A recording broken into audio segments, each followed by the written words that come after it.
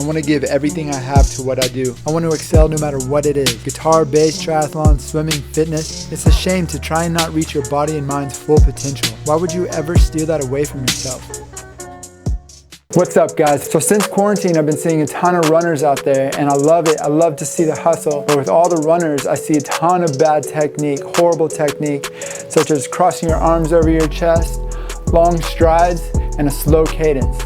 So I want to give you some tips to perfect your technique, to increase your distance and prevent injury. I used to have horrible running technique, and I got a book all about perfecting your running technique, and I made it my Bible. I read every single page, and I wanted to share all that information with you guys. You can check out the book down below. I'm not getting paid at all by these guys. I just know this stuff really fucking works. All right, so number 1, adapt a vertical arm swing. In doing this, you'll balance your body, eliminate misdirected motion and excessive torque on your joints, and run faster. The arm should move like a pendulum to keep your body from rotating every time your leg goes forward. Make sure your arm doesn't angle crosswise over your chest. Don't bend your elbow too much, and make sure you have enough backswing in the elbow.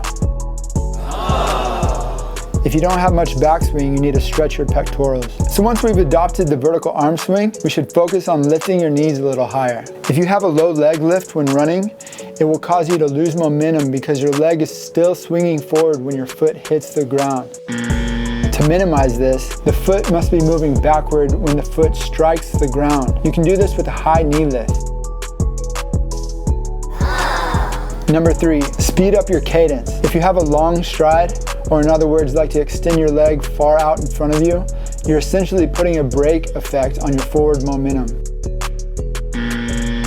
To correct this, all you have to do is speed up your cadence, or increase your steps per minute. This will reduce the energy required to maintain your pace. The more steps you take per minute, the shorter each step will be, and the closer you will land beneath your center of gravity. If at first the faster cadence and high knee is hard for you, it's all good because you're just getting back into running.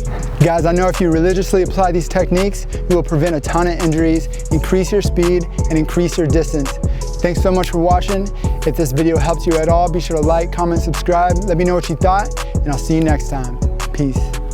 And I'm gonna eat a lot of vegan food because that's where it's at, you know what I'm saying?